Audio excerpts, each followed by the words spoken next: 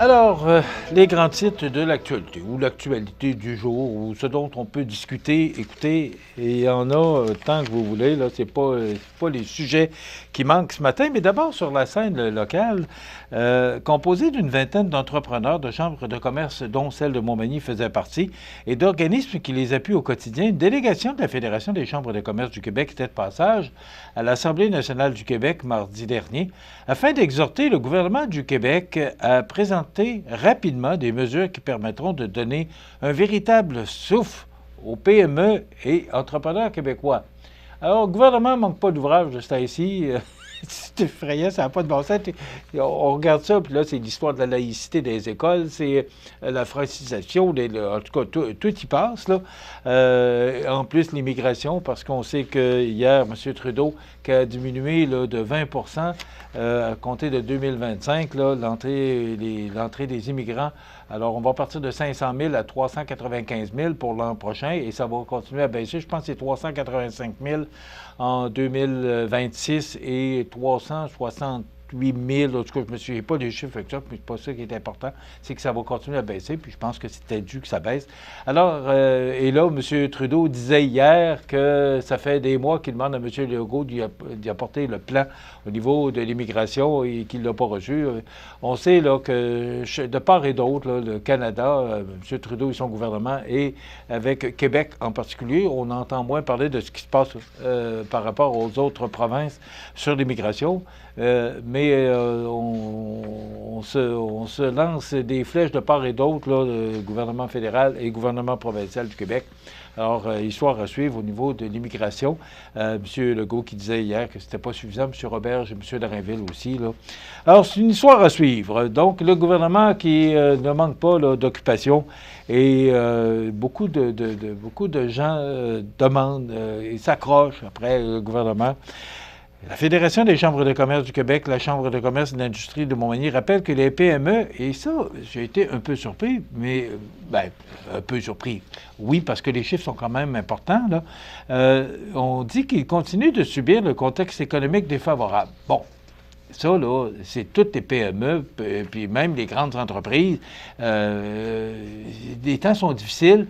La Banque du Canada qui a baissé son taux d'un demi-point cette semaine, je ne vous cache pas là, que ça va faire du bien et que ça va donner un peu d'air frais à tout le monde, mais un demi-point, là, ça fait, je pense que ça fait un point de pourcentage là, depuis que la Banque du Canada a décidé là, de changer son, excusez-moi l'expression, son capot de bord, parce que là, c'était des augmentations depuis 2020-2021, me semble, je n'ai pas l'information exacte, mais à peu près, là. Et là, la tendance est changée, et là, on s'en va vers la diminution parce que le taux d'inflation est en bas de 2 mais 1 là, c'est pas ce qui, ça ne changera pas le monde, là. Il faut que cette tendance continue pour aider nos entreprises. Donc, ce que je disais, c'est que les PME au Québec engagent plus de 3 millions de Québécois et ça représente 10 milliards en retombées fiscales annuellement. On sait que ces PME font vivre nos municipalités, nos villes, nos villages, notre région et notre Québec Inc. C'est quand même important, là. Donc, il faut aider les PME et éviter que ces PME-là ferment. Et une PME, c'est quand même assez large, une PME. Et quand on parle d'une GE, une grande entreprise, bien, c'était comme on avait ici avec Whirlpool, c'est considéré comme une GE. Toutes les autres sont considérées comme des PME. Mais une PME, ça peut être très gros quand même, là. C'est pas parce que ça s'appelle pas grande entreprise que c'est pas une grosse entreprise. Je sais pas comment vous le dire parce que c'est pas une GE, c'est une PME. Une PME, c'est une petite et moyenne entreprise, mais une moyenne entreprise, ça peut être quand même de grand calibre. Alors, voilà, ben, on était cette semaine à l'Assemblée nationale là, pour faire cette demande et de venir en aide aux PME. Ça fait une demande de plus pour le gouvernement du Québec. Les grands honneurs pour le jardin floral de la Pocatière, ben, il s'est mérité, non, on ne se mérite pas, on mérite. Donc, il a mérité le prestigieux concours canadien du programme Cultiver le bonheur de Scott Canada. Mais ce qui a attiré mon attention là-dedans, c'est le projet Jardin jeune, inspiré des jardinets d'écoliers instaurés en 1938 par le frère Marie-Victorin au Jardin botanique de Montréal, vise à initier les enfants au jardinage. Je trouve tellement que c'est une bonne idée. Durant la saison chaude, un groupe de jeunes de 7 à 12 ans de la Pocatière et des environs a cultivé son potager, de la semence à la récolte. Des ateliers organisés à raison de 2 demi-journées par semaine étaient animés par une étudiante de l'ITAC. Alors, je trouve que c'est une belle initiative pour ces jeunes-là, d'apprendre à jardiner, puis de comprendre comment ça fonctionne, puis de comprendre l'importance aussi du jardinage. Et voilà, ben, c'est une belle initiative. Donc, c'est un beau prix qui a été remis au Jardin floral de la Pocatière. Le triporteur qui va revenir, j'ai été aussi surpris d'apprendre que c'est 150 citoyens. Honnêtement, là, je pensais que c'était beaucoup plus que ça. Et j'espère que la prochaine édition, en 2025, parce que là, la dernière édition est en 2023, puis on a décidé de récidiver parce que les partenaires, là, et je les nomme, là, la Caisse de jardin de la MRC de Montmagny, la Résidence des bâtisseurs Monseigneur-de-Chêne et la pharmacie Uniprix Daniel Lachance, en plus du député de Côte-du-Sud, ben, tout le monde s'est donné la main avec la ville de Montmagny pour ramener ce beau projet-là des balades de triporteurs. Mais j'espère que les gens vont l'utiliser plus. Quand même, c'est une bonne idée. Et ce sera maintenant les gens du service des loisirs qui vont parrainer ce projet-là, ou du moins s'en occuper pour que ça fonctionne. Et aussi, ben, vous savez que le 1er décembre dernier, le 1er décembre 2023, on a eu un magnifique défilé de Père Noël, de Noël, une initiative de Francis Rouleau du magasin Coop IGA de Montmagny. Et Francis qui a mis tellement d'efforts et d'énergie pour monter ce projet-là.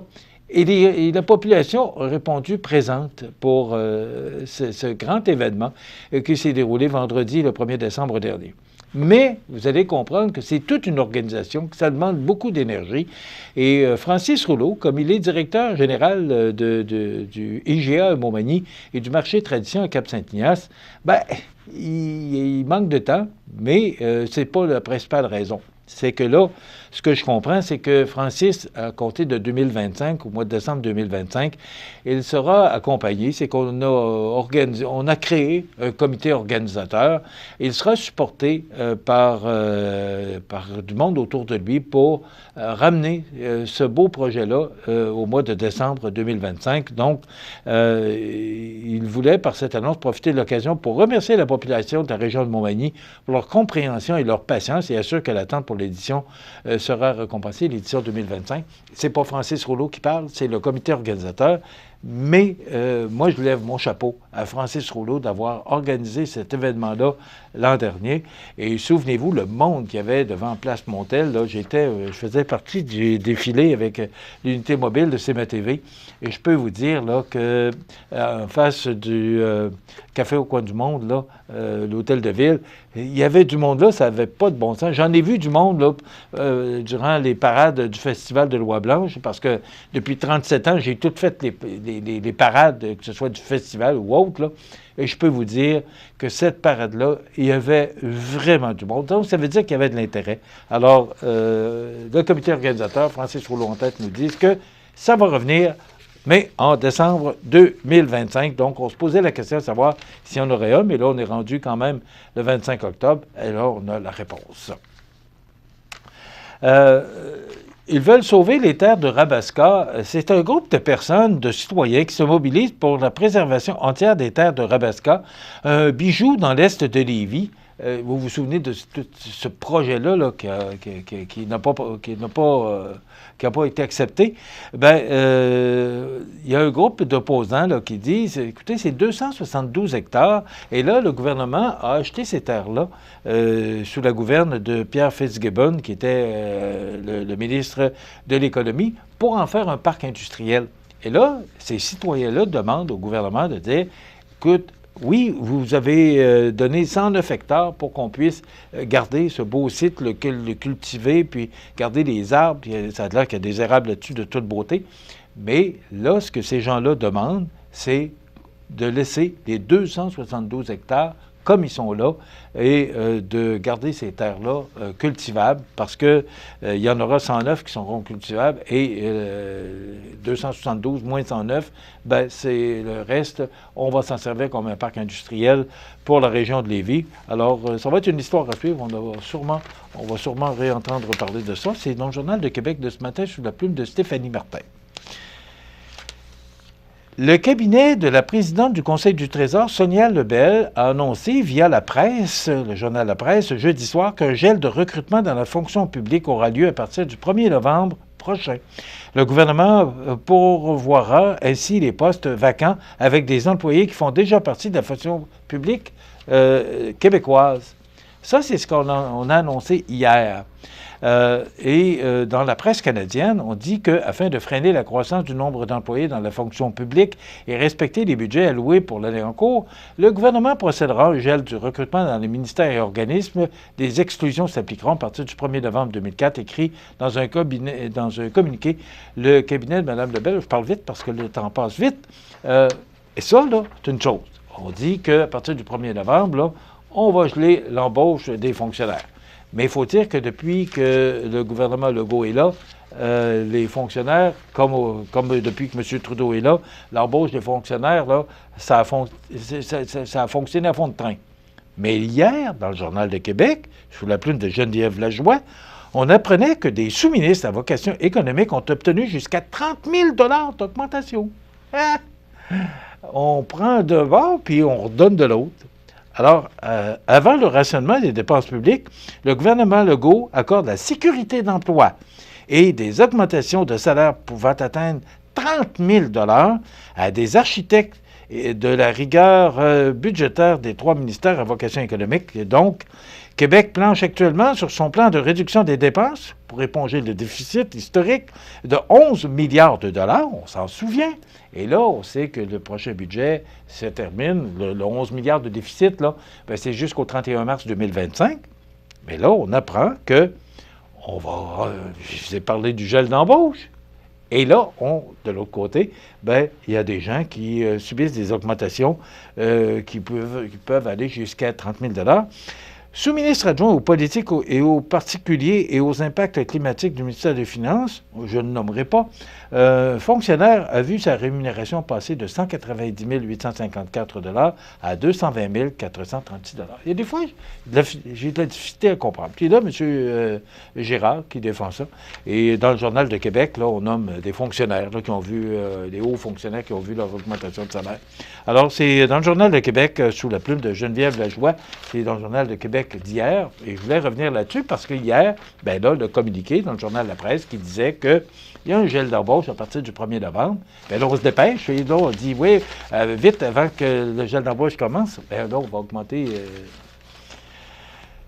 C'est difficile, des fois, à comprendre comment tout ça Et là, on dit, dans le Journal de Québec de ce matin, que le ministre Éric Girard se porte à la défense des hausses de salaire accordées à ces hauts fonctionnaires qui travaillent très fort le soir, le week-end et dans le temps des fêtes. Eh bien, j'ai travaillé avec ces gens-là le 22 décembre, le 23, le 24, le 25, le 26 et le 27, la fin de semaine, des soirs. Ce sont des gens extrêmement professionnels. Alors lorsqu'on parle d'un reclassement de 10 000 $, d'une hausse de 5 %, moi, je suis à l'aise avec ça, a laissé tomber le ministre Girard hier en mêlée de presse. Toujours sous la plume de Geneviève Lajoie. C'est un bon texte, Mme Lajoie, qu'on retrouve ce matin. Et vous savez que les importations de fromage, eh bien, en raison de l'accord de libre-échange avec l'Europe qui est entré en vigueur il y a 7 ans, bien là, il rentre de plus en plus de fromage ici. Et là, bien, il faut que le Québec baisse ses prix parce qu'il y a une forte compétition de l'Europe, comme si on n'avait pas des bons fromages dans notre... et là, des augmentations en raison de ce libre-échange. Bien, les importations ont augmenté. Donc, il faut que le Québec baisse ses prix. Parce que si on veut si on peut être capable de vendre nos produits locaux, donc C'est important. Je regarde ici la fromagerie de l'île aux Rues qui fait tellement d'excellents fromages. On a vraiment d'excellents fromages au Québec aussi. Donc, l'achat local, hein, c'est là que ça prend toute son importance. J'aurais eu tellement d'autres sujets, mais c'est déjà terminé. Je vous rappelle qu'en fin de semaine, il y a le bingo qui aura lieu à l'église Saint-Thomas, le sol de l'église Saint-Thomas. Donc, les portes ouvrent à midi et ça débute à 13h. Donc, je vous invite à y aller. 500 $ carte pleine, 1500 $ en prix au total, 250 $ Bonanza. C'est les Chevaliers de Colomb qui parrainent ce bingo au sol de l'église Saint-Thomas de Montmagny. Et lundi, on recevra en entrevue Jonathan Fortin, président, et Hugo Canuel, vice-président du club d'athlétisme l'Avironde. Et Gaëtane Corriveau, politologue, formatrice, animatrice, conceptrice, sera avec nous également. Je vous souhaite un bon week-end. On se retrouve lundi.